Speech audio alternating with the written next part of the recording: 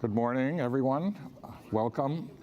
My name is Marty Barron. I'm the executive editor of the Washington Post.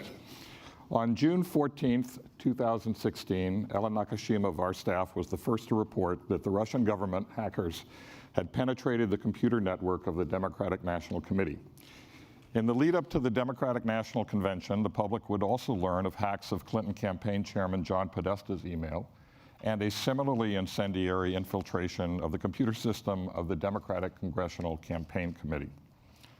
The resulting massive exposure of email and chat traffic would set off a furor about the contents of sensitive internal communications, about an illegal attack on computer systems evidently orchestrated by Russia, and also about the role of the press in reporting on what had been divulged.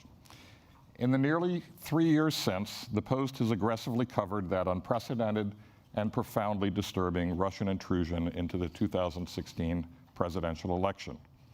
How its computer hacking and additional interference through social media were designed to benefit the Trump campaign. We explored the various links and communications between Trump campaign operatives and the Russians. All of those subjects were incorporated into an investigation headed by Robert Mueller. He was appointed special counsel on May 17th, 2017, almost exactly 2 years ago.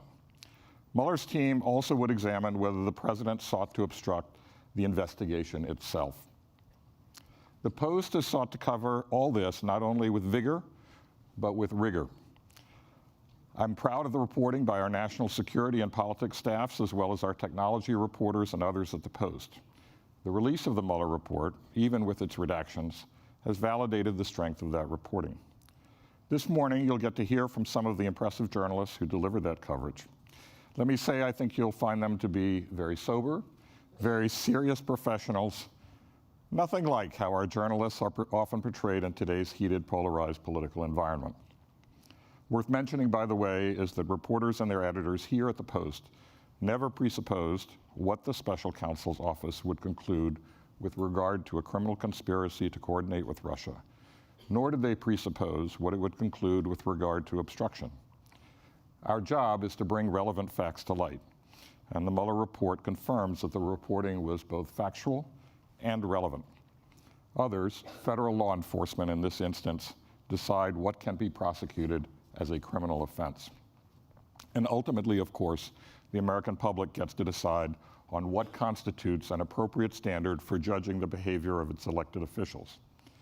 In the end, the special counsel investigation documented, as we reported, extensive Russian interference in the 2016 election and widespread deceit on the part of certain advisors to the president about Russian contacts and other matters.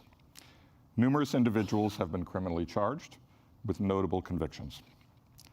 Unsurprisingly, release of the report has set off a charged national debate about what it means and what now should be done, if anything at all.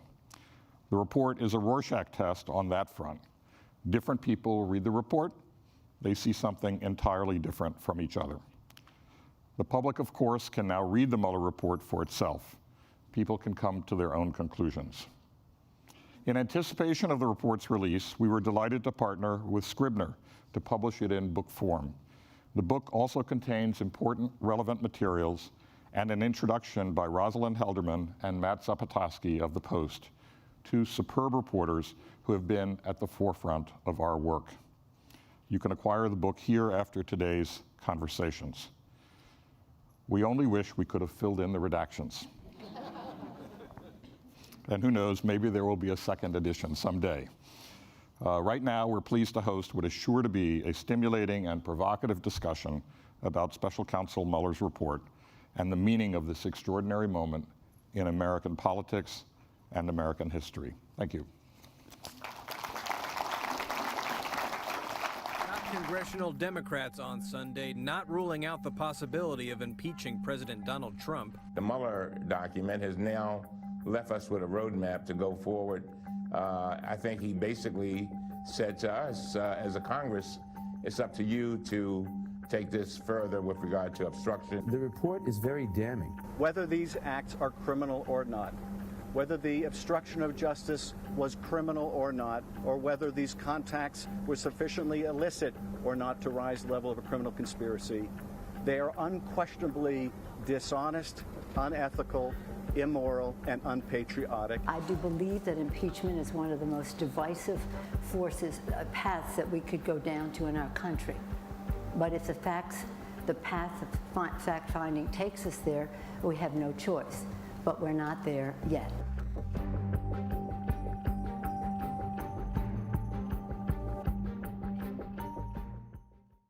Good morning. I'm Bob Costa, a national political reporter here at the Washington Post. Very happy to welcome Chairman Adam Schiff of the House Intelligence Committee. Thanks for being with us here this morning. It's a pleasure. Thanks for having me. In the aftermath of the Mueller report, one of the first things you did, Chairman, is to write an op-ed for the Washington Post, and you talked about the need, despite what's in the report, to learn more about the president's finances.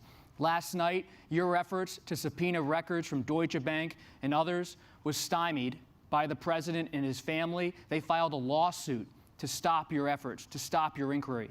How are you going to fight back at that effort? Well, first of all, the reason that we're very concerned about the financial issues is this investigation began as a counterintelligence investigation, not as a criminal probe. The criminal probe grew out of it, but it was essentially out of a concern by the FBI and a concern in our committee, which was also focused on the counterintelligence issues, about whether individuals around the president or the candidate himself were acting as agents of a foreign power, either wittingly or unwittingly. Was a foreign power exercising influence? And one of the ways that Russia exercises its influence is financially. Probably the most graphic illustration of the danger is Moscow Trump Tower, where unbeknownst to the American people, and this was something that the president was deceiving the country about. The president and his company were seeking to build a tower in Moscow, perhaps the most lucrative deal of his life, and seeking the Kremlin's help to make it happen. You can imagine how deeply compromising that could be. And so we want to ferret out, we want to follow the money and determine, is there some other form of compromise? We don't yet know what the results of the counterintelligence investigation are. We are seeking that from the Justice Department and the intelligence community. What happened to that probe? Is it still ongoing? Did it come to an end? And if so, for what reason? What conclusions did they reach? So we're doing our due diligence. What about on the banks? Do you think they will still cooperate with your committee? The banks have been cooperating, and they needed what we call a friendly subpoena to be able to provide the records. They, I'm sure, are concerned about the litigation that the Trump organization has brought. But let's be plain about it. The president was fully transparent in the sense that he says he's going to fight every effort at oversight of his administration. And I think we need to recognize what's happening here. First, the president made an effort to nullify Congress's most important power, and that is the power of the purse. And did so by trying to go around the Congress and build a wall that Congress refused to fund. Now he is going at Congress again to try to undermine one of our other most important powers and responsibilities, and that is the responsibility of oversight. And I would say to my GOP colleagues that may support him in this effort, be careful what you wish for, because it will mean that subsequent Republican majorities or the Republicans in the Senate will be likewise unable to do their constitutional job in the future. And so there is a lot riding here beyond our ability to do the current investigations, and that is whether our system of checks and balances over time holds up, or whether we, in effect, adopt an imperial presidency beyond the reach of any oversight. You said, Chairman, that banks have been, been cooperating so far. Have you learned anything so far about the president's finances? Well, they've been cooperating in the sense that as we, geared up for our majority, and as we first got our committee assembled, we couldn't take action until our committee was assembled. We began the process of dialogue with some of the financial institutions to help identify our requests in ways that they could easily meet those requests. So they're cooperative in that way. They, I think, to protect themselves, wanted to make sure that they had a subpoena. But in terms of providing the actual documents and materials, they're going to provide those pursuant to the subpoena, and we're going to have to work our way through the litigation. You know, I will say this, and not just vis-a-vis the financial records from the banks, but with respect to each and every other part of our oversight, we are going to have to use whatever means we can to enforce our oversight responsibility. So if the banks get cold feet, could you compel them to testify, compel them in court to provide documents if they somehow pull back? Well, a subpoena is the mechanism, and if, presumably this will now be litigated and we will get a court order requiring them to produce the materials.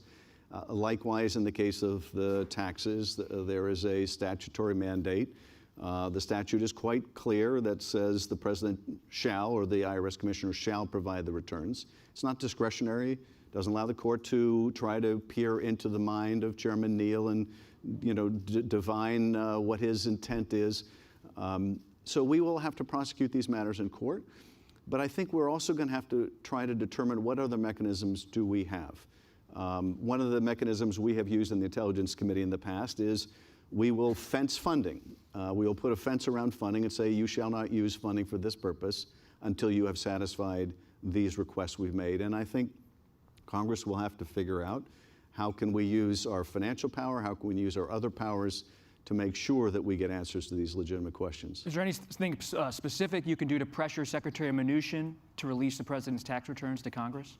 Well, there may be mechanisms other than court enforcement, but I think court enforcement is very likely going to be necessary. And that's a case where I'm very confident we're going to win. And I think the White House, if they were being candid, recognizes they're on a very poor legal footing. You think the public will be able to see, or at least Congress will see, the president's tax returns? I think that Chairman Neal will see the returns. He will then follow the appropriate process to determine who else is entitled to see the returns, or whether they need to be shared with other committees, and what the legal process for that would be. So I don't want to speak for him, but I'm sure that he will follow the applicable rules and laws. Let's pull back to a point you made at the beginning. You raised some serious questions about possible foreign powers having leverage over presidential candidates based on your own observations of what happened in 2016.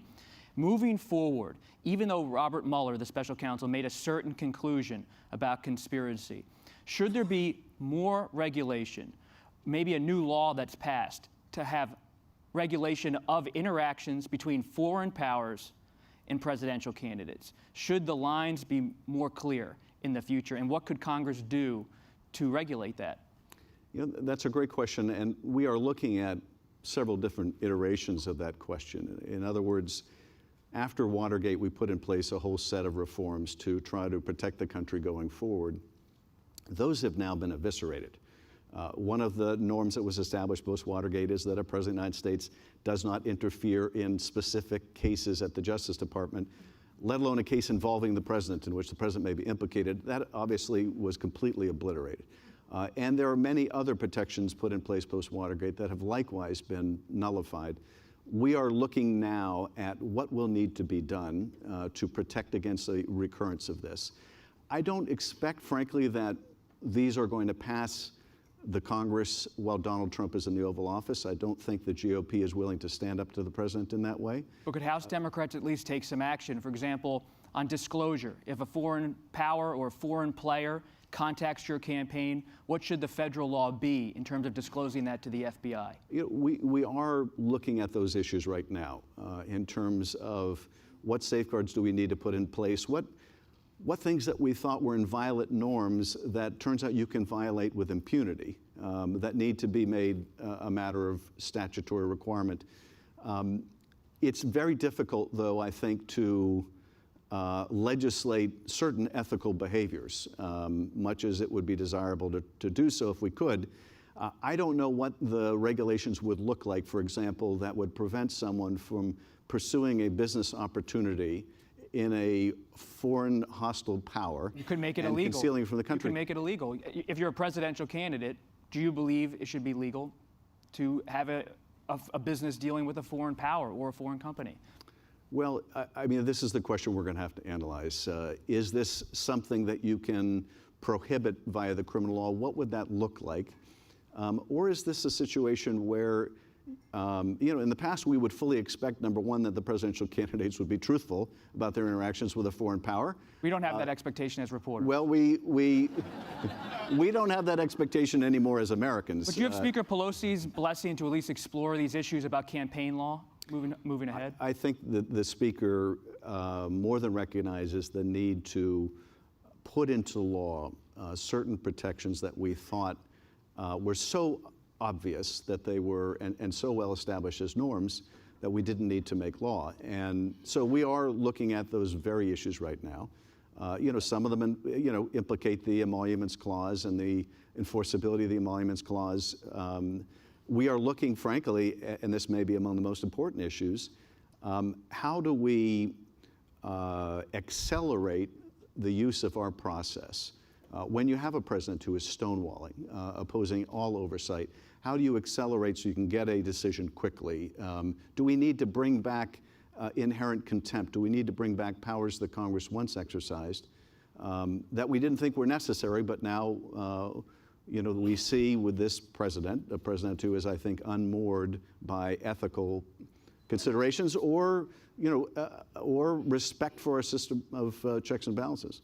You mentioned something at the top. There are a lot of moving parts in the Mueller story. There's the Mueller investigation, and then you mentioned this counterintelligence investigation at the FBI about foreign interference in the U.S. elections. How are you going to declassify documents, get documents from that FBI counterintelligence investigation into your hands on Capitol Hill? Because at the moment, that information is not in the Mueller report, and it's not being readily made available to you. So how do you plan to actually pursue that information? I know you want it. How can you get it? Yeah. Well, we have already begun pursuing it, and interestingly enough, given my relationship with Mr. Nunes, we are doing so on a did I say that diplomatically? We are doing so on a bipartisan basis. This may be the one bipartisan request of the oversight committees right now, which is Mr. Nunes and I have both demanded the full and unredacted report, the underlying evidence. We've demanded the counterintelligence findings. And we're going to try to bring in Bob Mueller and others, do as much of this in the open as we can. We will probably have to bifurcate our hearings and have some in open session. But I think Mr. Mueller can fully explain to the country what happened to the counterintelligence investigation, what he can discuss publicly about the results of that. And then we can go into closed session for any information that would involve sources and methods. Now, the intelligence community and Justice Department have demonstrated in the last Congress their willingness to share hundreds of thousands of pages of discovery to a Republican Congress about a Democratic candidate for president. They're unwilling as yet to share 400 pages with a Democratic Congress about a Republican president. But we are going to press forward. And they also showed a willingness in the last session of Congress to declassify information when the public interest was sufficient and when it could be done so in a way that didn't compromise sources and methods. So the fact that something is classified does not mean that it cannot be declassified. It would have to be done in such a way, though, that it can protect the intelligence community equities. When are you actually going to read the unredacted version of the Mueller report? Well, here's the thing, and this is why I think the Justice Department's position is so untenable. They're taking the position that you cannot indict a sitting president, but we are not going to show you fully the evidence in Congress you would need to determine whether an impeachment is warranted unless you begin an impeachment without knowing. That cannot be the position of the Department of Justice. Right now, they want to show certain redacted portions to certain members, myself included. Well, that may be fine as far as my understanding of the situation, but in terms of the broader congressional responsibility, how am I supposed to advise my colleagues on issues like impeachment if they're not able to see the evidence? So I think that's completely untenable, and the fact that the Attorney General would represent it as confirmation that he would be as transparent as law and policy will allow, and yet come before Congress and say, I'm actually not going to do that. I could go to court, I could join you and ask for the grand jury material to be made available to you, but I don't want to do that. To me, that is a betrayal of what he promised to do. But of course, coupled with the misrepresentations he has made about the contents of the report, We now have great insights into Mr. Barr that we didn't have before. And I have to say, I think he's doing a singular disservice to the country on the most important investigation that we've had in a generation. You've had an opportunity to read this report in depth and also reflect on your own interviews as chairman of the Intelligence Committee. Looking back at some of the witnesses that have come through, starting with Eric Prince, you've suggested in the past that he may have lied to your committee. After reading the report, reflecting, do you believe that Eric Prince lied to your committee? I do believe that there is very strong evidence that he willingly misled the committee and made false statements to the committee, and later today we'll be making a criminal referral to the Justice Department. You're going to make a criminal referral We are going to make on a Eric criminal Prince. referral. You know, I think the evidence is so weighty that the Justice Department needs to consider this. His testimony, which I can discuss because it is public record now, was that his meeting in the Seychelles with this Russian banker was purely by chance. He just happened to be there, and his hosts suggested he just happened to go to the Seychelles for about a day and have a chance meeting with this Russian banker. Well, we know from the Mueller report now that that was not a chance meeting, that he had preparatory materials about him before he left, that he had discussions about it with Mr. Bannon before he left. We know there were communications after he returned. He was also asked whether he was attempting to establish a back channel for the Trump transition or campaign, which he also denied, and it's clear from the Mueller report that that was false and misleading. So in very material ways, I think the evidence strongly suggests that he willingly misled our committee, and the Justice Department needs to consider whether it can make a prosecutable case. Now, one of the issues I'm sure the Justice Department is going to have to determine is some of that information was provided in a proffer session. And whether that precludes the Justice Department from using that information will depend on the Well, you still can't lie to nature. Congress regardless of the session, the type of session. Well, you can't lie to Congress, you're absolutely right. But if the evidence that his testimony was false was given to the Justice Department by Prince under the condition it not be used against him, then being able to prove the case may be problematic. But that's something the Justice Department will need to carefully scrutinize. And of course, the other problem is that somehow, mysteriously, magically, the communications between Mr. Prince and Mr. Bannon have apparently fled their devices. And so Do you believe Steve Bannon is, has been candid with your committee? Well, when we have the opportunity to release his transcripts, you will see that Mr. Bannon refused to answer almost all of our questions. And when we pressed to hold him in contempt, the GOP members of our committee would not go forward. They did not want to cross him to that degree. And so there were whole periods of time in which Mr. Bannon refused to answer questions. And when we asked whether he was asserting some privilege, he merely said that he was not answering the questions because the White House asked him not to. Could you bring Bannon back?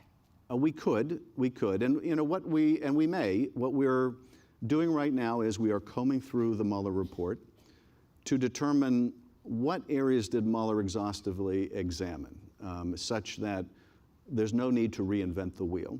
What areas did he not examine? What areas would the public benefit from the public airing of the testimony? So we're looking through those issues right now. We've talked about Eric Prince. It's significant you're making a criminal referral about him to the Justice Department. Two other names, Jared Kushner, Donald Trump Jr. Do you believe they were truthful to your committee?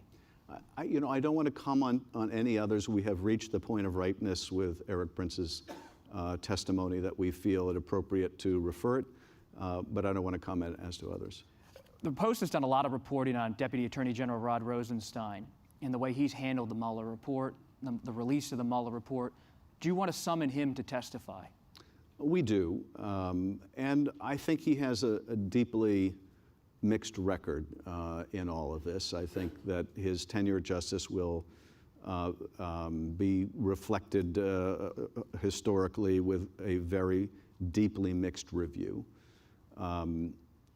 What is most significant to me is that he wrote the memo that was used as a pretext for the firing of James Comey, and then allowed himself to be used by Bill Barr as part of the cover for arrogating to himself, that is Mr. Barr, the decision that the obstruction of justice case could not be made. Rod Rosenstein was a witness. Rod Rosenstein was a participant in what led to the firing of James Comey. And he should not have had any role in adjudicating whether the obstruction case rose to the level of a prosecutable crime. So that is a huge problem. Why do you think he did that? Well, I honestly, I think that you can explain many courses of his conduct, including, I think, setting a very dangerous precedent at the Justice Department of referring matters for investigation that involve the president's political enemies because the president wanted him to. And I think that was justified at the time, and I discussed it as this was going on. I think this was justified, and these are not his words, but this is my impression. This was a way of relieving pressure. Well, it may have relieved pressure, or it may have not, but what it did do was set a dangerous precedent that the top acting officer at the Justice Department can be made to investigate the president's enemies. So you have many questions for the DAG. What about Mr. Mueller? You've invited him to come before your committee. When do you summon him? When do you compel him, perhaps, to actually put his hand in the air and tell the American people his story in front of your committee, perhaps to the public?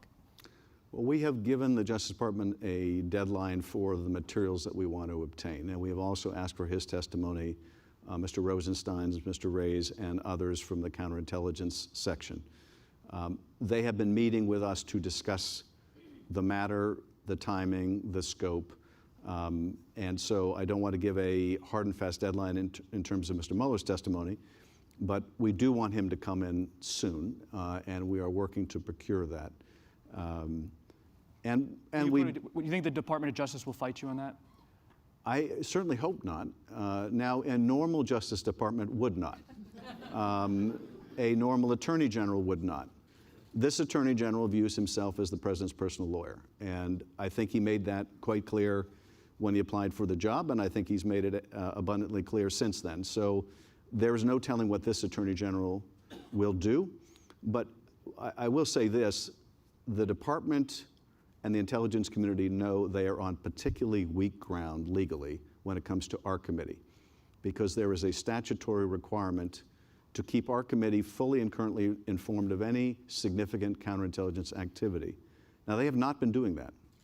They suspended doing that on the most important counterintelligence investigation once Bob Mueller was appointed. And they will have a lot of explaining to do why they think that appointment somehow vitiated their statutory obligation. But they know they have a statutory requirement, and they are currently in breach of that. So I think they understand they're in a weak legal position.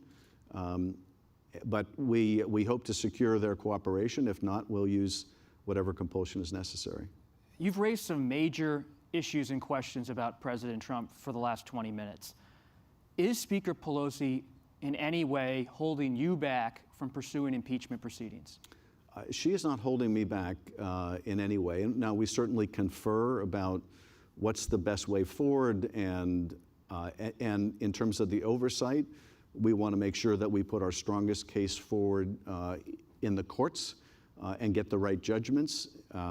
So we are certainly conferring not only with the Speaker, but among my colleagues that are doing the oversight work to make sure that we're on the strongest legal footing. What's the timeline then for impeachment, if any? Well, look, I think that we are all mindful of what it would mean to the country to go through an impeachment. That is not a decision to be lightly made. And I started out, I think, very skeptical of the utility of impeachment if it was almost certain that it would fail in the Senate. And right now, the Republican leadership in the Congress is so devoted to the person of the president that there are no John McCains left, there is no Howard Baker, there is no one who will go to the president to stand up to his unethical conduct. And that puts real limits on the viability of an impeachment. And I think what is in tension right now is the idea that if he is not impeached in the House, what does that say about whether these acts of obstruction of justice and these acts of, sort of willful receipt of foreign help during a campaign, what does it say about whether that rises to the level of compatibility or incompatibility with office? But by the same token, if we prosecute an impeachment and he is acquitted in the Senate, what does that verdict say? And What about if you put those two issues from the Mueller report aside, obstruction and conspiracy questions, abuse of power questions, the president not complying with Congress? Could that battle ever rise to being an impeachable offense in your eyes, the president's refusal to comply? I will tell you that if there's anything that's going to get me there, it's the fact that the president contravenes the constitutional requirement of oversight, compliance with oversight. If he is willing to flout the law in that way also, he is going to make an even more powerful case for an impeachment proceeding. Now, if he were a strategic thinker, I would say that's his design. But he isn't. I think this is just Trump doing what he does and did as a private litigant, which is sue everyone, threaten to sue everyone, and take a maximalist approach on everything he does. But nonetheless, I think he is certainly creating a momentum by his obstruction of our investigation. First, he obstructed Bob Mueller, and now he's obstructing Congress. And those acts of obstruction in the past with other presidents have been considered grounds for impeachment. Final question, we're out of time. 2020, how vulnerable is the U.S. election system to Russian interference? It's still all too vulnerable, and I think for the main reason that there is no whole of government approach led by the President of the United States to combat this problem. And I have been saying now for about a year and a half that one of the threshold issues is that if any of the members of the cabinet raise this, the president considers it a threat to his legitimacy. Well, we have now seen that fear validated by reports that that's exactly the message that was given to the former Secretary of Homeland Security. There are good efforts being made at the agency level, but it doesn't have the support of the president. Not in the way that it needs to. I mean, the president should be sitting down with the cabinet and saying, Secretary of State, are you conferring to your Russian counterpart that if they meddle again, the sanctions they have now are nothing compared to what they will see? And Director of CIA, what are you seeing about Russian plans and intentions in the next election? Department of Homeland Security, what kind of cooperation are you getting from the states? Are the secretaries of state taking advantage of the diagnostics that you have available? Secretary of Defense, have you mapped out what a proportionate response will be if they hack and dump again, if they continue the social media campaign? All of that should be going on at the highest level. It is not being president-led, although some of that work is going on. I continue to think that our voting machines are too vulnerable, and I'll leave you with this last deep concern I have. In 2016, while we were watching this in the Intel Committee in real time, my profound concern as the Russians were dumping these stolen documents was that they were going to start dumping forgeries among the real. Now, for the most part, we didn't see that. But there's no reason the Russians would hold back from that threshold in the future. And now with the advent of new technologies like deep fakes, the Russians can inject into our political bloodstream false video and false audio that is almost indistinguishable from real. And in a highly polarized electorate like we have today, if you release a video of a candidate saying something racist or misogynist or criminal, there would be almost no way to disprove its veracity in time. And even if you could disprove it, psychologists will tell you that the damage is done when you see it. Because even if your brain is persuaded that what you saw is a forgery, you will nonetheless never lose completely the negative impression of the person that you have formed. This is what the future could look like if we're not prepared, if we haven't established an adequate deterrent. And frankly, I think the message the Russians got in Helsinki, I think when Putin went back to the Kremlin to confer with his staff said to him, this weak U.S. president will not confront you. He will not confront you. You can get involved as you like in the next presidential election as long as it's on his side. He will not confront you. He may even welcome it. That is the message I think the Russians got in Helsinki. And I don't think there's been an adequate pushback to that message since Helsinki. And so I remain deeply concerned that the Russians will try to cast doubt, cast Americans to question whether they can rely on the results of our own election.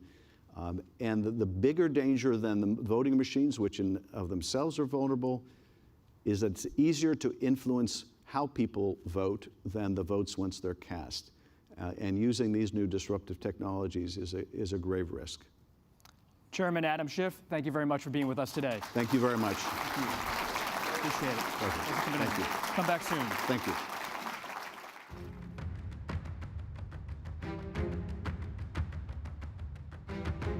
And they came up with no collusion, and they actually also came up with no obstruction.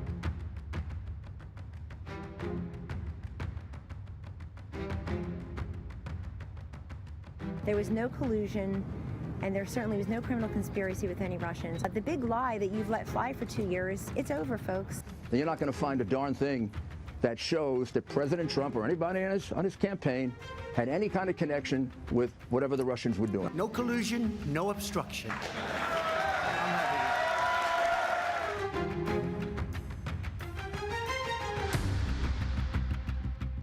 Good morning again. I'm Bob Costa, political reporter here with the Washington Post, joined now by Congressman Mark Meadows, co-founder, leader of the House Freedom Caucus, a conservative group inside of the House of Representatives from North Carolina, one of President Trump's closest allies and confidants, someone who's very close to President Trump ever since the campaign. Thanks for being here today. It's great to be here, Bob. It's good to be with all of you.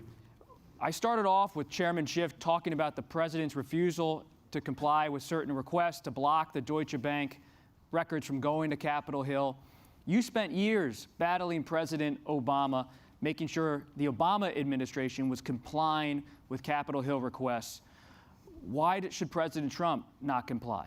Well, I think as long as there's a legitimate legislative reason for those requests, they'll find a great bipartisan support. I can tell you that when we had the child separation issue, Bob, as you well know, I was one of the few Republicans that was willing to sign on with Elijah Cummings to get documents from this administration and willing to be tenacious in that.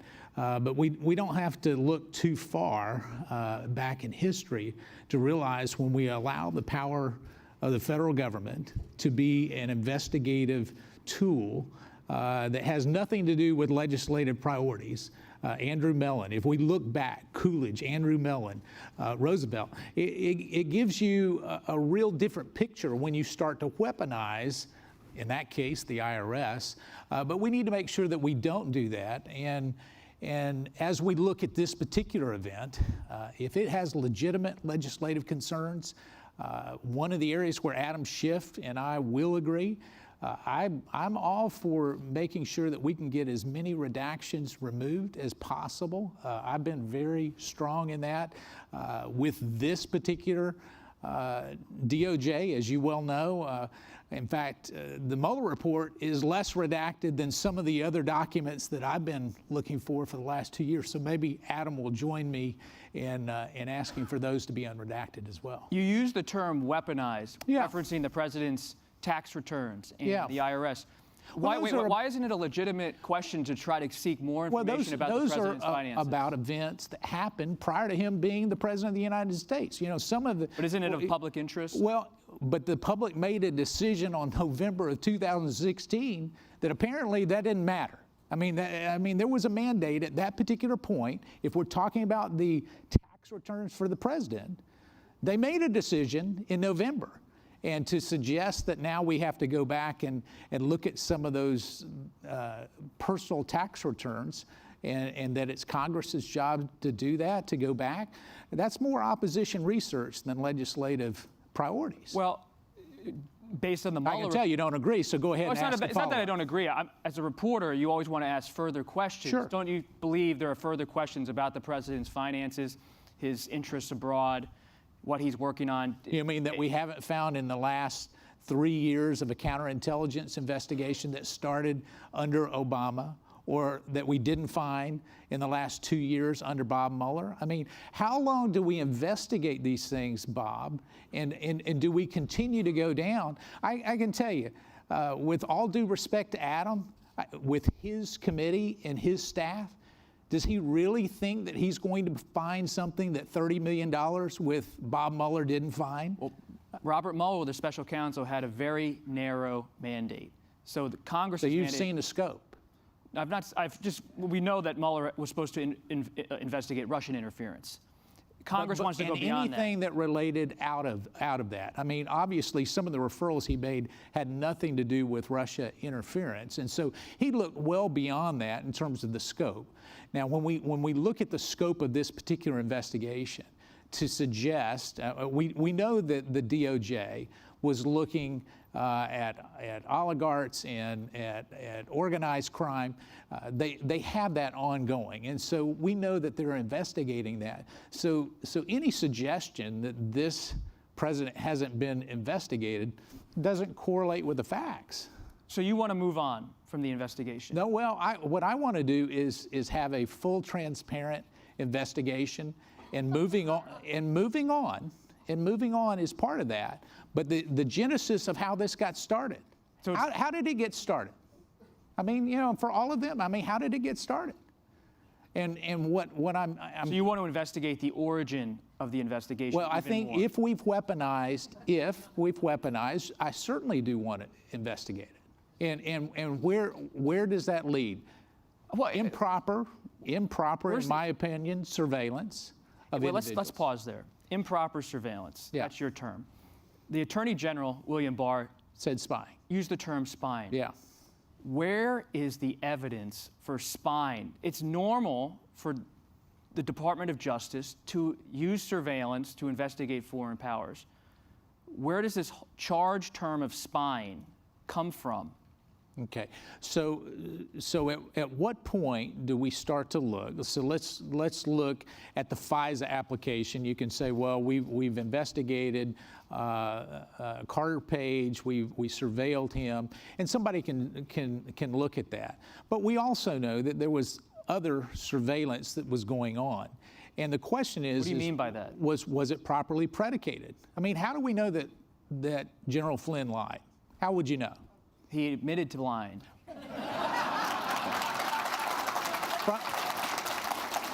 Prior to that, how would you know? I mean, how did the FBI know? And so let's get to it. So what was the source? They actually had his conversation with a Russian. How would they get their conversation with a Russian? Well, as Chairman Schiff said, we have not seen the full FBI counterintelligence. Yeah, but we don't have to go there. The Mueller report actually has that. That says that actually the reason why General Flynn, why they knew that, they knew what he said. How did they know? That's a legitimate question that we needed to ask. Do you ever step back and wonder about the erosion of trust in American institutions, especially the Justice Department? Sure. Because you have been probably the fiercest critic of the DOJ in the last 2 years. Yeah. Do you worry for the country that the country is losing faith in institutions like that? Well, I do. I think we have to restore that. I think part of this in restoring it is a critical component of what we have to do is make sure that we get to the bottom of it and that we hold people accountable. And I'm certainly well, the FBI does have an Inspector General investigation. Right. And Inspector General Horowitz has been and is continuing to do his review of what went on, whether it was proper or not. Will you accept whatever the IG concludes? Sure. I mean, listen, I accepted the last IG's report. Michael Horowitz, in my mind, calls balls and strikes. And the IG, as you know, comes under our committee. And so as we look at that, I think the key component of that is not only what he finds, But I think AG Barr is going a little bit further than that to make sure that areas outside of what the IG is looking at, that they're looked at as well. Because the IG can only look at DOJ, FBI. Was it a mistake for the Attorney General to use that phrase spying before the IG has completed its report? No, I don't think so at all. I mean, obviously, he was asked the question. You know, we can sit here and look at it, but members of Congress, in that case, it was the Senate asking questions, and AG Barr responded to that in the best way. Doesn't that risk politicizing the entire department by having that kind of phrase being uttered? So you would rather him give false testimony? No, but well, I mean, it's not what I want. It's that the phrase like that leads many people to think he's. President Trump's interests or perspective. So you have proof that there was not spying? I don't have proof about anything. All I know is that there's an FBI counterintelligence investigation.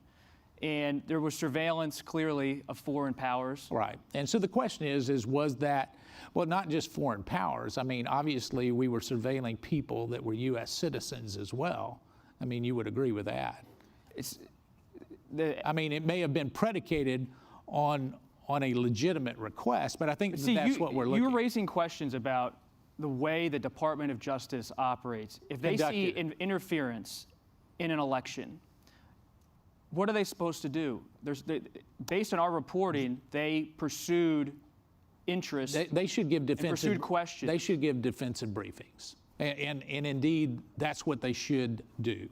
So if you have someone that is coming in and saying, listen, there's some bad guys over here on your campaign, or there's some people that your campaign is talking to, there should be defensive briefings that says, by the way, these are bad guys. I mean, we did that with somebody that came to my office. There are a lot of assumptions going on on the Republican side about the DOJ's intentions. And here's an example. Yeah. For years, over a year, you've had serious questions about Deputy Attorney General Rod Rosenstein. Right. You called for Rosenstein, you drafted articles of impeachment. Right. Attorney General Sessions, you called him, along with other members of the Freedom Caucus at one point, to resign. Attorney General Sessions. Right. Now, Deputy Attorney General Rosenstein is resigning with a positive letter for President Trump and leaving on good terms with President Trump. And it was just a few months ago you worried the DAG was a character in this whole situation that wasn't working. I still have concerns, Bob. I mean, about Rosenstein? Yeah, I mean, certainly I have concerns. I mean, Adam Schiff has concerns. I have concerns. What are your concerns about Rosenstein? Well, one of the concerns is that we have credible evidence that he wanted to tape the President of the United States wear a wire. We have that from other individuals who wanted to do that. I think he needs to answer those questions. So I still have those concerns that are there. I also He's denied doing that. No, I agree. And so that's why I think that we need to hear from him. But I can tell you that James Baker and others that we've interviewed disagree with Rod and believe that he was serious about those comments. The president has continued to use phrases in recent days like coup. An overthrow of the government was attempted with the FBI in this investigation. Why does he use that kind of language? You know him better than anyone. Well, I don't know that I know him better than anyone. In Congress, perhaps. You know, obviously, I know him from my work in Congress and my discussions with him. I think what we see is from the time of firing of James Comey to the selection of Bob Mueller as the special prosecutor, those 9 days or so in there, there were a number of things going on within the DOJ and FBI, some of which have been reported on, some of which have not. And when you look at the motivations and some of they prompt questions on what the motivations were. I mean, if you're looking at invoking the 25th Amendment and recording the President of the United States secretly in the Oval Office, you know, I don't normally think that those would be normal suggestions that would come from the Deputy Attorney General. So that language, coup, does it make you uneasy about undermining American democracy? Anything that undermines our democracy, we need to, as the beacon of hope and democracy, to make sure that... There's a difference between congressional oversight and tough questions from Congress, and then saying there's a coup d'etat was attempted in the United States of America. We think of a coup in military terms, and certainly this was not a military coup. At the same time, when you have people within the administration trying to undermine a particular president, it's a great concern. It should be. It should be to all of us. What's the future for the Department of Justice after these years of attacks? Yeah, I think the future is really bright in many ways, because I believe that it is a small group of people within the FBI and DOJ that were involved in inappropriate behavior. At least protocols were broken that need to be established. I know I've talked to AG Barr and told him that one of the things I want to make sure happens is that legislatively, in a bipartisan way, if there's protocols that we need to put in place to make sure that any inappropriate behavior doesn't happen again, I'm all in. And yet at the same time, to paint a broad brush that it was the entire FBI and DOJ, that's inherently wrong and not accurate. I think you could get it down to a group of 7 to 10 people that broke protocol. And some, in my opinion, broke the law. When you look at the Mueller report and you read the second volume about possible obstruction of justice, there's a lot of instances of the president complaining about then Attorney General Jeff Sessions, complaining about Rod Rosenstein. You were a fierce critic, as we said, of these people inside of DOJ during the whole Mueller investigation. Did you ever personally worry that you, as a member of Congress, could be under investigation for obstruction reasons? No, if anything, even today, I continue to go that I want more of the information declassified for the American people to review. And maybe there will be a second Mueller report that gets the unredacted side of things. I'm not for listing the grand jury information. I think that undermines that process. And I can tell you, do you think Republicans will protest any Democratic effort to get grand jury information? I think they will. I think in fact, I know the Democrats were having that same argument with many of us when we were looking at the genesis of this, saying that grand jury information is not something that a Republican member should be allowed to see. We accepted that early on before the Mueller report came out, and so even some of my Democrat colleagues would see the prudence of not allowing grand jury material to be publicized. But why doesn't Congress have the right to see that grand jury information? Why would Republicans, in defense of the institution of Congress, join with Democrats to try to get that information? Well, because when you look at grand jury, it's the whole reason why we have grand juries, is so that you can go in and actually share information that may, in some lights, be very negative towards other individuals. But it's also, we don't have the benefit of a cross-examination. It's one person's story. I mean, in this Mueller report, when we look at this, we look at this report. This is one group of individuals writing a report without the cross-examination, without the ability to look at things very questionably, and so it just provides just one narrative, and I think we've got to be concerned about that. Do you have a sense of who those people are? A sense of what people? Inside the grand jury report? I don't. I mean, other than what's been reported by the Washington Post and others.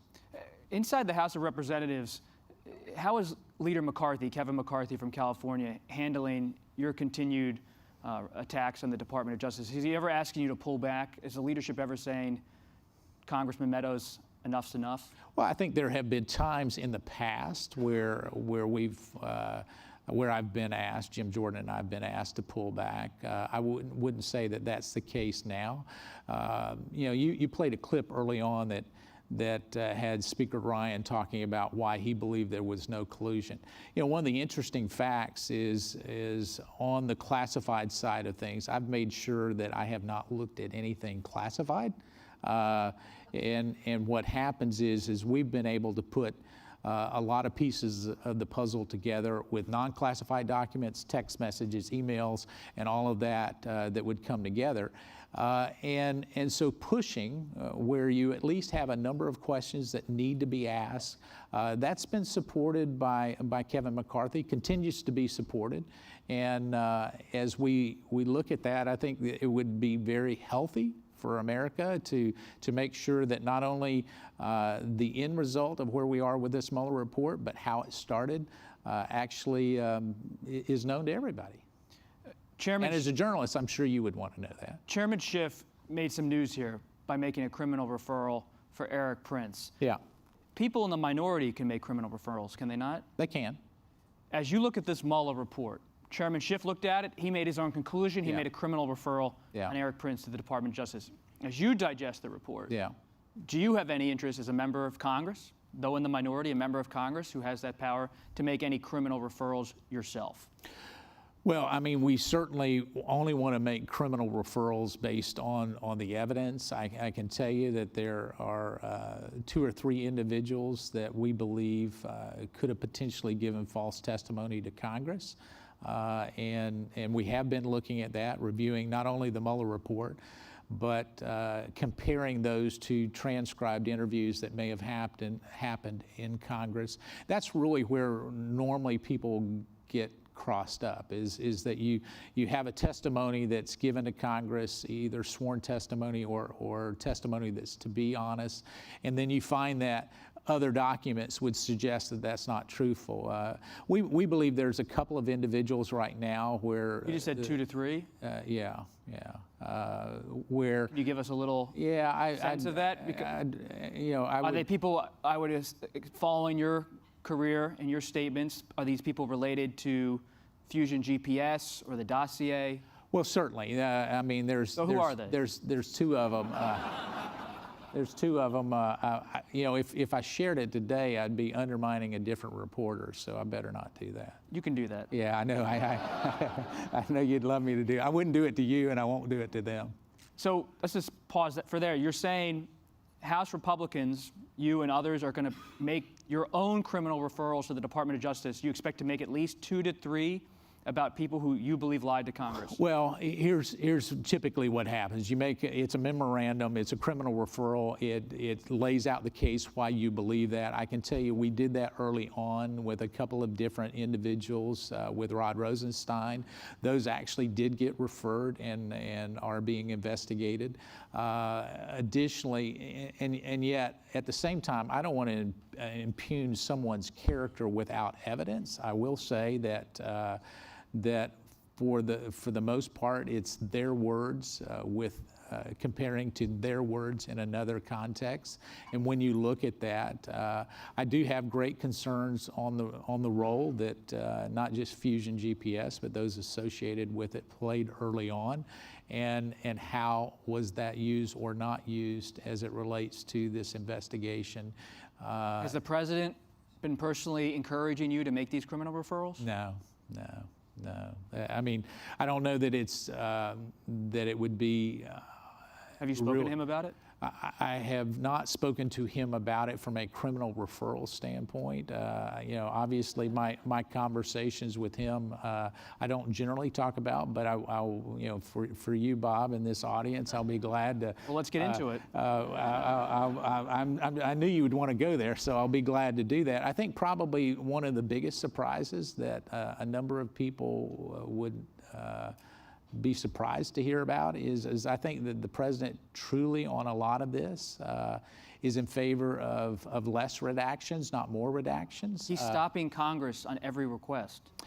Well, he's stopping redactions and requests are 2 different things, and you know that. So which one do you want to talk about, redactions or requests? Well, you're trying to make the case that he's for disclosure of more parts of the Mueller report. So he may want to get rid of some of the redactions in the report, but that doesn't mean he's suddenly open book about all these issues if he's putting his hand up and stopping Congress at every Well, I mean, when you look at this, and you can make that argument, but I don't know that it's a valid argument. I mean, we're reading in the Mueller report some of the things that if he didn't want them to be out there, all he had to do is claim executive privilege. Executive privilege would have stopped Reince Priebus from actually sharing anything. It would have probably stopped Don McGahn from sharing anything. When you look at that, I mean, he could have very easily and legitimately exercised that right as previous presidents have done. You're right. He could have asserted executive privilege and he didn't. Prevented officials from talking to Robert Mueller's team. And he didn't. But now he told the Post last week he's leaning toward asserting executive privilege across the board with all these congressional. Well, I think really what it comes to, and listen, I've been on both sides of this issue from a standpoint of subpoenas and requesting additional information. The way that many of the subpoenas are being used right now, candidly, are for the vast majority of those are unprecedented. I mean, I'll give you a prime example.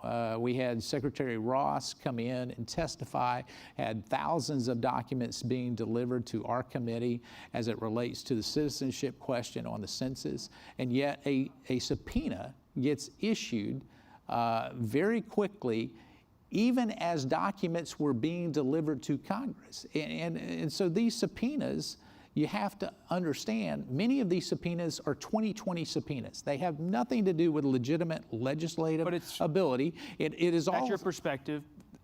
You can have your perspective. It's an accurate one, but go ahead. But the White House, you would acknowledge, is saying no thanks to almost all of these requests, the friendly subpoenas, the friendly. Well, we have Mr. Klein coming in. He's coming in on tomorrow on the security clearances. He's coming in, but that's another prime example. I mean, willing to come in voluntarily. That was a fight. The White House, Jim Jordan, your colleague in the Freedom Caucus, urged the White House. No. Let's make sure. Yes, he did, but let's make sure we tell, as Paul Harvey would say, the rest of the story. I mean, the rest of the story is that he was willing to come in voluntarily. Then he got a subpoena which says that you've got to do this and this and this, when he was already willing to come in voluntarily. Typically, in both Democrat and Republican majorities in the House, if someone has been willing to come in voluntarily, they come in voluntarily. If you do not get what you want, then you go the subpoena route.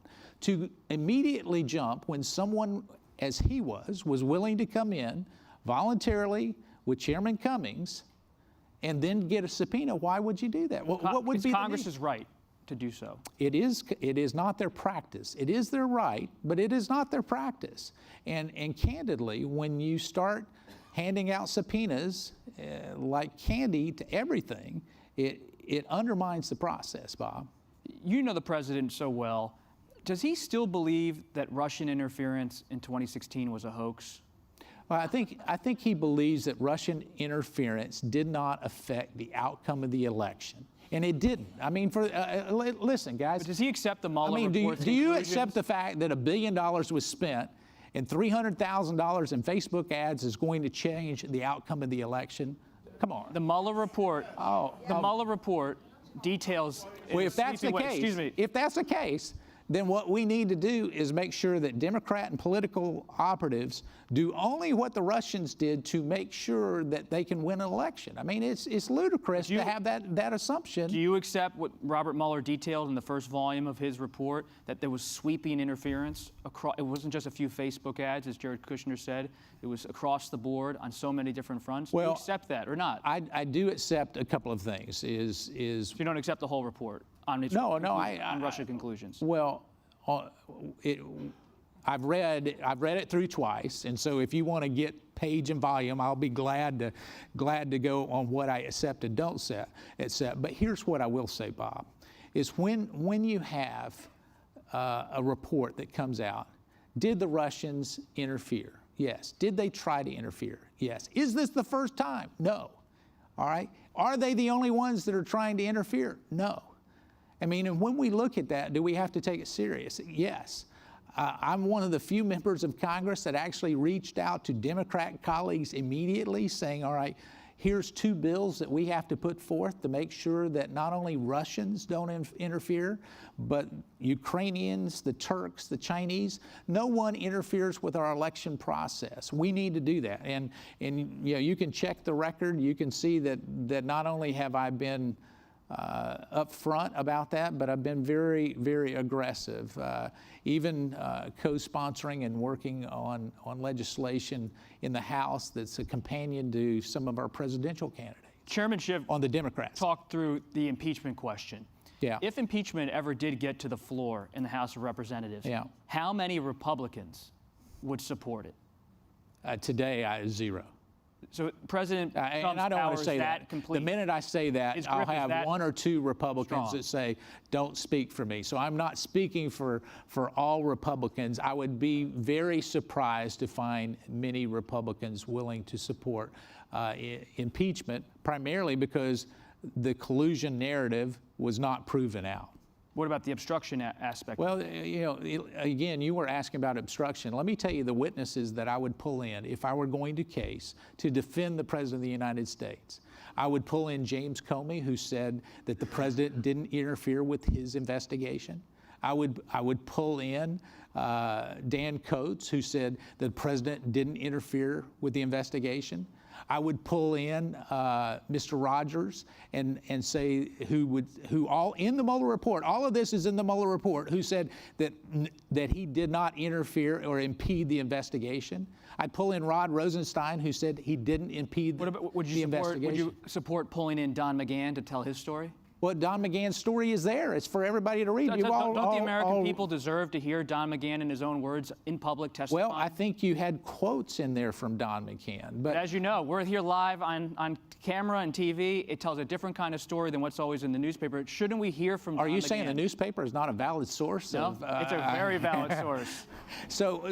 But don't we need to hear from Don McGahn? And don't members of Congress have a right to ask further questions than Robert Mueller did? Yeah, well, we don't know what all Robert Mueller Well, you just said you're going to pull all these people in for testimony. Why not Don McGahn as well? I said if I was going to defend, well, for 2 reasons. One is based on my personal conversations with the President of the United States, I can assure you that if he wanted to fire Robert Mueller, he would have fired Robert Mueller. He's pretty good. I appreciate your word. Well, no, I want to hear it from McGahn, not from you. He's pretty good.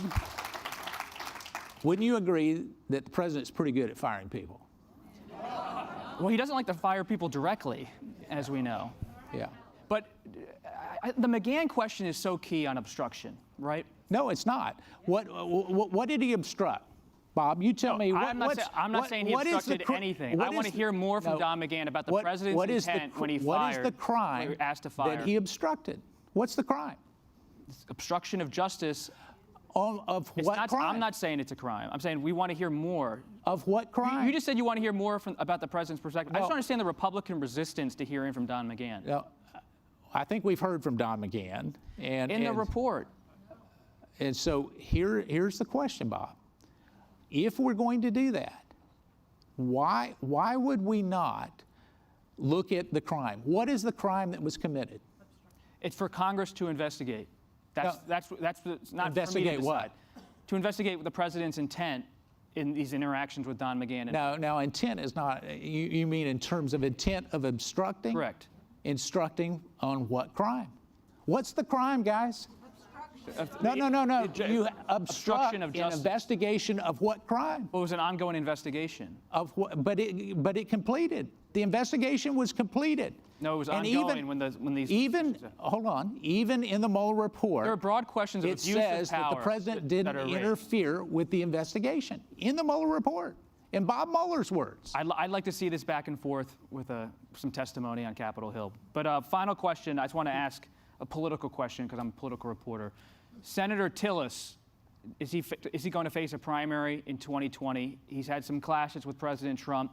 And are you going to run a primary race against I can tell you that there is zero chance that I'm going to primary. Could you support a primary challenge, Senator Listen, Tillis? it's not up to me to support. It's up to the people of North Carolina. Do I think he will have a primary? I do. I do. A serious primary? I think it's up to the people of North Carolina whether it's serious or not. But I do think he will have a legitimate primary opponent. Whether that actually happens, certainly we would have to know soon. But I can tell you with 100% confidence, it is not me. Are you recruiting anyone to run against him? I'm not, no. Even informally? No, even informally. Don't try to make news in that way, but no, I'm not. He's obviously our sitting senator, and I fully expect that. Do you fully support him? I fully expect that he will be our senator after 2020. You think he's going to win re-election, but you're not necessarily endorsing him. I don't know that a congressional endorsement, he's not asked me for one. I doubt that I would give a congressional endorsement to any senator, that it would matter. Mark Meadows, Congressman from North Carolina, thank you very much for joining us. Thank you. Appreciate it. Thank you, and please stay. We're going to have a great panel here on Russia. Thank you very much. Good morning. Great to be with you. My name's Matea Gold. I'm the National Political Investigations Editor here at The Post, and I've had the privilege of leading our coverage of the Mueller investigation along with National Security Editor Peter Finn. And I am delighted to be joined this morning by 4 reporters who make up the tremendous team of journalists who've been covering this story from the very beginning. Devlin Barrett, who writes about national security and law enforcement, Ellen Nakashima, who covers national security, Matt Zapotowski, who covers the Justice Department, and Roz Helderman, a political investigations reporter. Before we begin, I'd like to let the audience here and everyone watching online know you can tweet your questions using the hashtag #PostLive, and I'll try to get to some of them later on. So it's appropriate that we're gathered here in this kind of forum and conversation because those of us here on stage, along with a much larger team of Post journalists, have been part of a running conversation in the newsroom for the last 2 years and even longer. And together we've been trying to figure out really the contours and the scope of the Mueller probe, as well as the extent and the nature of the ties between Russia and the Trump campaign. Every other day, we would meet about 11 o'clock inside what we jokingly referred to as our Schiff, our secure facility, which was essentially a conference room with no windows that Marty Barron set aside for those of us who've been covering this story. And I wish I could share with you some of those conversations from that room, but I'll tell you they've been eye-popping, to say the least. Hopefully this discussion here today will give you a sense of the deep sourcing and incredible authority that these reporters have brought to this story. It's been such a privilege to be an editor on this long-running storyline. And I think it's also worth noting that we should take a moment and appreciate how much the public, and hopefully all of you as Post subscribers, have already learned, or even learned before the Mueller report's release, about Russia's interference in the 2016 campaign, about the ties between the campaign and Russia, and about the president's actions in office, thanks to rigorous independent reporting that we do here at the Post and that other news outlets have been doing as well. So I want to start our conversation with Ellen because you were there at the very beginning at a key moment. Let's start in June 2016. It was about a month before Donald Trump would become the GOP presidential nominee. And you broke the story that the DNC would be hacked. And here is the lead of that story. Russian government hackers penetrated the computer network of the Democratic National Committee and gained access to the entire database of opposition research on GOP presidential candidate Donald Trump, according to committee officials and security experts who responded to the breach. Take us back to that moment and what you made of it at the time. And did you have any inkling it was part of a broader campaign? No, in fact, it's really interesting to think back 2.5 years. And at that time, we didn't know Russian interference. That wasn't in the lexicon. Today, it's sort of like almost an accepted notion. But going back 2.5 years, and I was covering cyber and national security, I'll talk to you about how I came upon this story. One of my longtime sources called me up one day and said, Ellen, I have a story for you that I think you're going to be very interested in. It's right up your alley, i.e. cyber, national security, and I can talk to you in about a couple of days if you'll be available. And I said, well, sure, but tell me a little bit more about it. How big a deal? He said, oh, it's going to be a big deal. It's a national story. And so I pressed him a little. I said, well, if it's that big a deal, it's got to have something to do with either politics, sex, or corruption. And he said, well, maybe one of those. And a couple of days later, I went to his office, Michael Sussman, who is a lawyer at Perkins Coie, covers national security. It's just a few blocks from the Post. And in his conference room, he had Amy Dacey, who was the executive director of the Democratic National Committee, Sean Henry, then he's the president of CrowdStrike, a major cybersecurity forensics firm, and Dmitry Alperovitch, who's the co-founder of CrowdStrike and also a major cyber expert. And they proceeded to walk me through an incredible tale of how they discovered that Russian government spies, hackers, had penetrated the computer networks of the DNC just a couple of months earlier. And in fact, there were two competing Russian spy agencies that had both hacked the DNC and had gotten hold of the entire trove, for instance, of this one spy agency did of the Trump opposition research. And so back at that point in time in June, this was a huge story, another break-in at the DNC, only this time through cyber means. But we thought it was traditional espionage, that the Russians were after information about the next potential president of the United States, be it Hillary Clinton or Bernie Sanders, who may be the Democrat, and no thought that, that it was going to be anything but that. And then about a month later, July 22nd, WikiLeaks dumps 22,000 DNC emails out onto the internet. And instantly, I realized that this was no longer just traditional espionage. This whole thing had moved into a different sphere. It was information warfare. And we started to get, I and some colleagues started to get a better sense that there's something else going on here. The Russians were not content just to steal information. They were actually trying, in this case, to throw some spanners in the works at the DNC convention, the Democratic National Committee convention, interfere in the democratic process. And that started sort of what, in the following months, we would come to see more evidence of Russians' interference in the election, to include even up to Vladimir Putin himself. So this is just to say that at that point in time, that was just the first sort of tip of the iceberg of what would become several years worth of really digging into a widespread and what Robert Mueller has called systematic campaign of interference in the 2016 election. And meanwhile, Roz, you and Tom Hamburger were already at the time chasing stories about Trump's ties to Russia.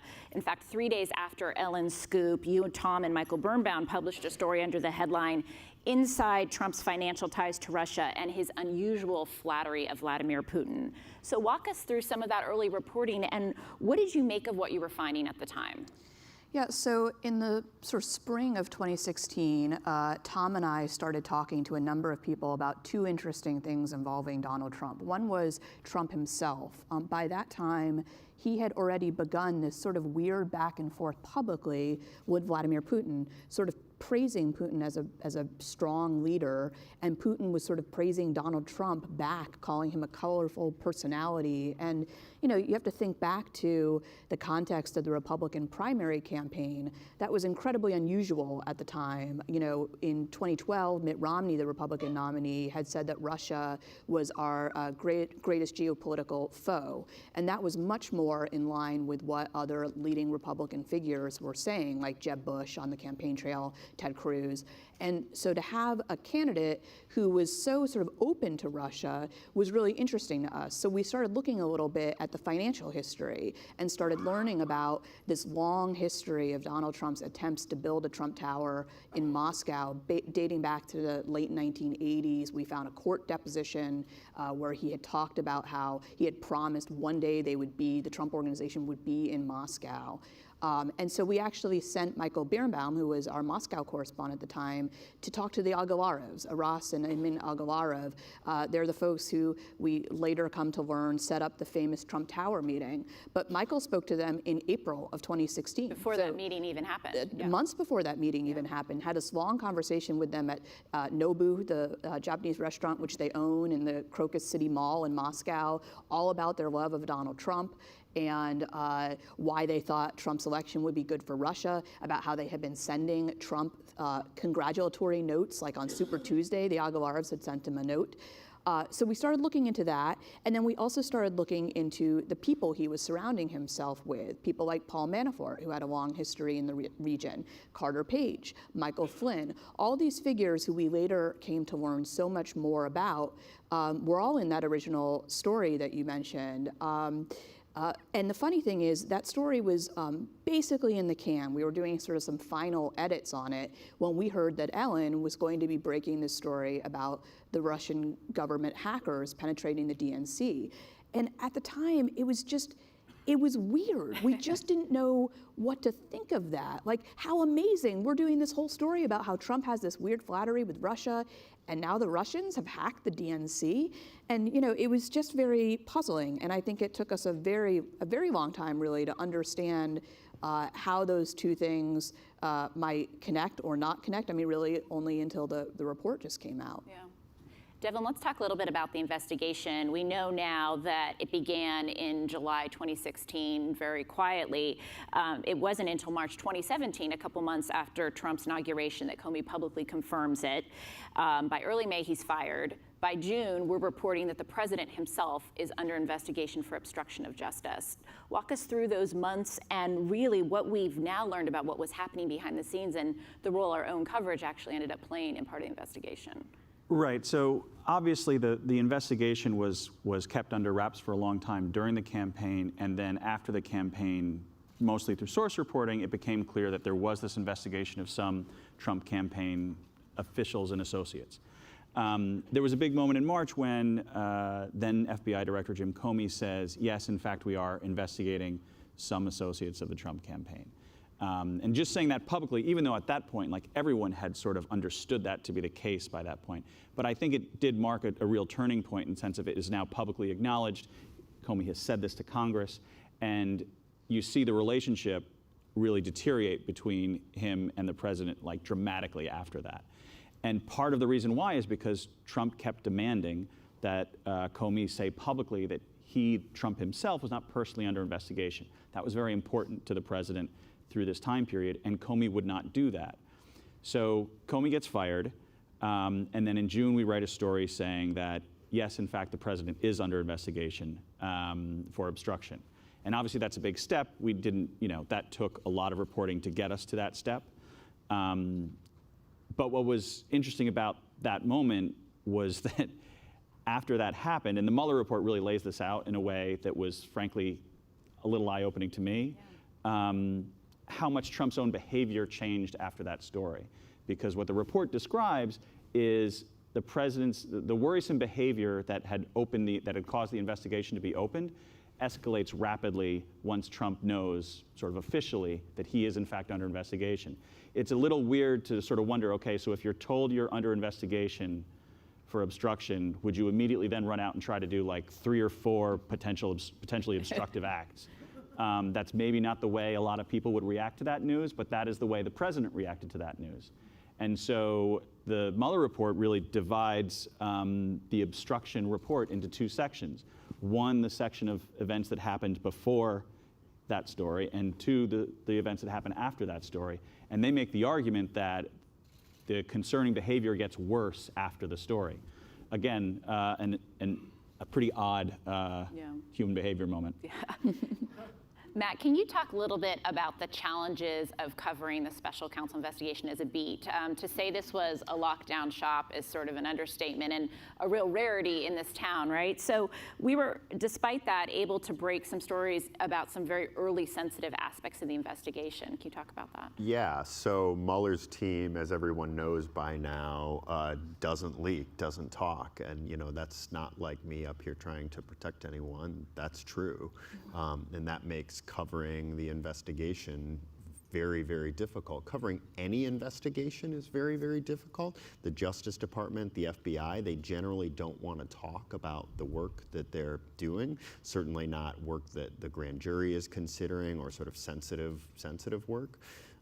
So it was tough, but we managed to make some inroads that I can't really talk about to people who know about this kind of thing. And in the early days, when there's this mad scramble to figure out, well, what exactly is Mueller looking at? I mean, when Mueller is appointed, we just have this 4 kind of bullet point letter from Rod Rosenstein saying, well, they're investigating coordination and any matters that might arise from that. And we're like, well, what are those? And like, what counts under the umbrella of coordination? At that point, we have all these different strands that we know about. We know that Paul Manafort is of interest to the team.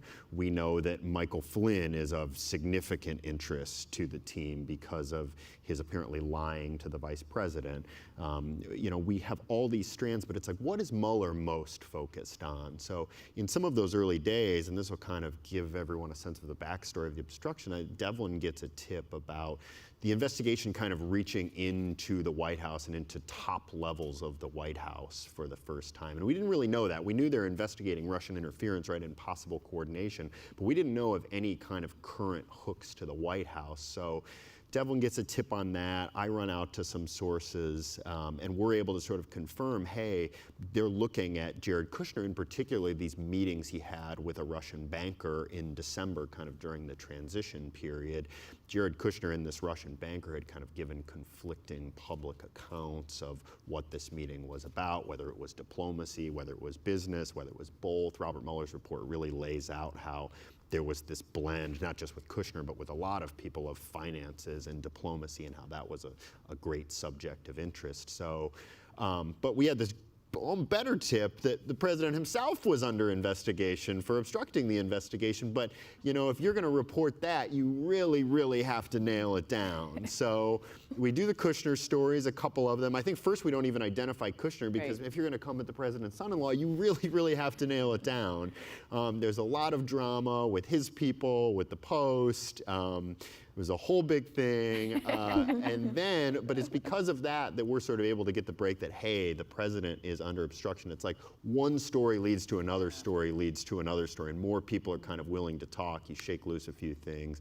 So, but it's, even from that point, it has been a challenge, because they just don't talk. They don't tell you, you're wrong, you're off base here, this is slightly wrong. They just don't talk. That has led to some of our competitors being hugely embarrassed. I think for the most part, we have stayed on the straight and narrow because we have really good sources, but it's been very, very difficult, though that was a success moment early on. That idea of using one story to build off another was really key in the Flynn coverage too, right, Ellen? I mean, can you talk a little bit about how we chased that story and what we learned from the report that we didn't know? Well, that was one of the first stories that the Post did, that really any major paper did around this whole investigation. And as Matt alluded to, Matt said that you know, the FBI and then later Mueller was interested in Flynn for lying to the FBI, and that kind of laid the groundwork also for potential looks at obstruction by the president for trying to get rid of that investigation. But the way we got to it was going back to, this is now during still the transition of January of 2017, and one of our colleagues, David Ignatius, who's a preeminent national security columnist here, he wrote a column that mentioned down at the bottom that Michael Flynn, who's Trump's at the point incoming national security advisor, had several conversations with the Russian ambassador, Sergei Kislyak, on December 29th, which was the day that the Obama administration, the outgoing Obama administration, had expelled 35 Russian officials and imposed sanctions on Russia in response to their interference in the 2016 election. The big question was, did this question of sanctions arise in that call? Did Flynn say anything about sanctions or possibly lifting them to Kislyak? And right after that report surfaced, Sean Spicer, who was then the transition campaign spokesman and would later become White House spokesman, told reporters publicly, oh no, it was just a phone call to talk about to Christmas greetings and set up a presidential phone call between Putin and Trump. And the issue of sanctions never arose. And then the Vice President, Mike Pence, went on Sunday morning TV and said, yes, Flynn personally assured me that the issue of sanctions never arose. Well, after that, me, a couple of other colleagues, Greg Mueller and Adam Entis, started to get wind from our sources that, in fact, there's something not right about all of that, about the reporting. And we were, as Roz mentioned, very interested in connections between Russian officials and the Trump administration, Trump campaign. So we were starting to run that down when Adam actually got a breakthrough. He went to coffee with a source, and he had his typed list of 10 questions he wanted to put to the source, and a copy of the Logan Act, which was this 1799 law that's never been prosecuted, but that criminalizes any unauthorized person negotiating with a foreign government that's in a dispute with the United States. And he had been told by a source that this was key. And the source he had coffee with said, this is really the key to understanding this, and you should know that the statement by Mike Pence that the subject of expulsions of diplomats never came up with Kislyak is just flat out untrue.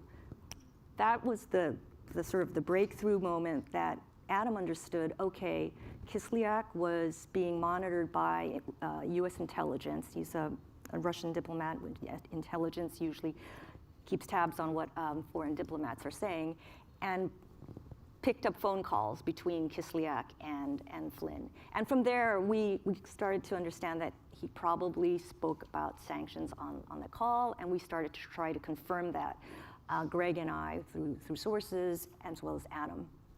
And we were able to eventually get to the point where we did. Another colleague took it to Flynn in the White House at that point, now the new national security advisor, and he outright, flat out denied it. We were prepared to write a story about it and include his denials. And when we heard that he was just flat out denying it, we decided to hold off for a night to really lock down our sources. We talked to Marty Barron, the executive editor. We went over all of our reporting. We counted 9 current and former officials who gave us confirmation that indeed the subject of sanctions had arisen. And we decided to run the story. We went back to the White House, told the National Security Council spokesman we were going with the story. And he said, well, actually, Flynn wants to withdraw his denial and now say that perhaps he can't recall whether the subject ever came up. And so we included that, his denial and then that statement in the story. And in December of 2017, Flynn pled guilty to lying to the FBI, and I guess he's still awaiting sentencing? Yes. Yes. Yeah. Roz, you spent much of your time during this investigation examining the ties and connections between Russians and the Trump campaign. What did we learn from the Mueller report that filled out that picture that was revelatory? Yeah, so the Mueller report went deep on some of the episodes that we already knew about. The Trump Tower meeting, for instance, got a good description of everything that led up to it and everything that followed it. And then we learned some additional moments of contact that we didn't know. You know, it's interesting, when you go back to the election, I think maybe 2 days after the election, there was this story that didn't get a ton of attention at the time, where a Russian government official gave an interview in Russia and said that, you know, members of the Trump entourage had been in contact with the Russian government during the campaign. And he sort of tried to walk that back sort of quickly, but meanwhile, Hope Hicks, who was the communications director at the time, came out and said, absolutely not. Nothing like that happened. There were no contacts between Russians and the campaign at any point in time. So as soon as she said that, the sort of chase was kind of on to see, well, she says there were none. Were there any? And what we learned through a long span of reporting and then really punctuated by the report is there were tons, really tons of contacts. And what you get this picture of is, the Mueller team concluded that none of those could be proven to show a criminal conspiracy between the campaign and the particular efforts they identified as the Russian government efforts to interfere in the election. But you get this picture of a campaign that was interested in Russian help, intrigued by it, in some cases welcoming to it, and even in the cases where they declined it or through happenstance sort of didn't connect, were not disturbed by it. While these hacks were happening publicly, information being spilled on the internet, nobody went to the FBI to say, we've been getting these inquiries from Russia, and maybe that's something that the FBI should be taking a look at. Devlin, the political reaction to this investigation has been sharply polarized, to say the least. I think one powerful example was a response to the story we did in spring of 2017, that months earlier the FBI had obtained the surveillance warrant on Carter Page, a former Trump campaign advisor.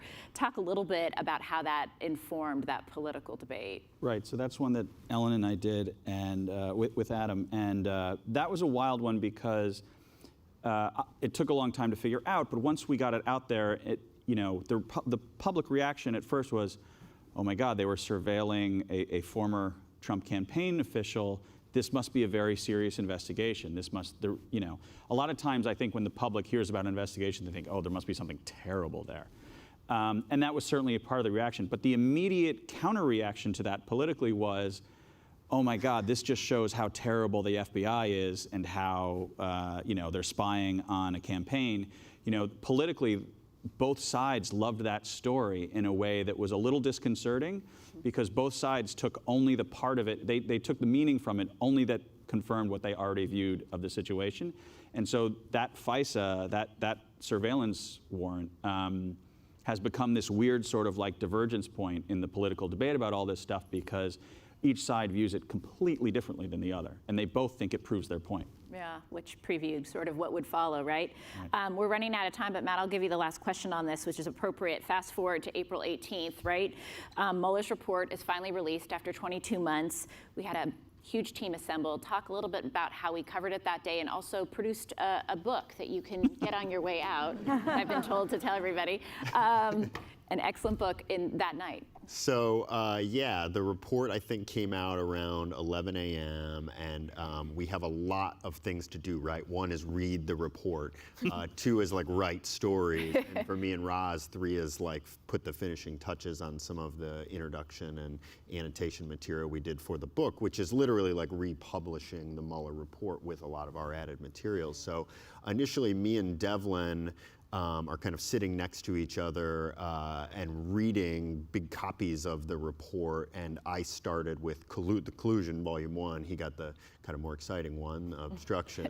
And looking for, in today's environment, right, people want the news right now. So it's not like we knew we didn't have time to sort of spend 6 hours, calmly go through the report, all sit down together and talk about like, well, I think this is the lead. Like we were reading executive summaries and looking for big questions that we knew, we hoped the report would answer. We had like Bill Barr's top line conclusions at that point, but we didn't know, for example, like why didn't they subpoena the president? That was a big question we had. Like we know that Mueller didn't come to a conclusion on obstruction. Well, why? Does he explain that in the report? So we kind of dive in looking for specific questions to answer to so we can send out news alerts so people get to their phone, oh, they didn't subpoena the president for this reason, oh, this is what it says on obstruction, and contribute to the story. Then I kind of got back to the office and me and I had been at Justice because Bill Barr had a press conference earlier that day. And me and Roz had book-related stuff. So I also found out that I thought I had 4 hours to like file my book stuff, but in fact, we only had 4 hours to be like edited, lawyered, everything, which makes sense because the book came out, like the ebook I think came out 3 o'clock the next morning, which is a testament to our publishers, not to us. But so then, put the finishing touches on an introduction. Our introduction sort of sought to set the scene. We knew a lot in advance, right? We've been covering the story. You can see throughout the report how much Mueller cites reporting, and it's almost amazing how reporters, even if they were a step behind Mueller, they kind of figured out a lot of what he knew.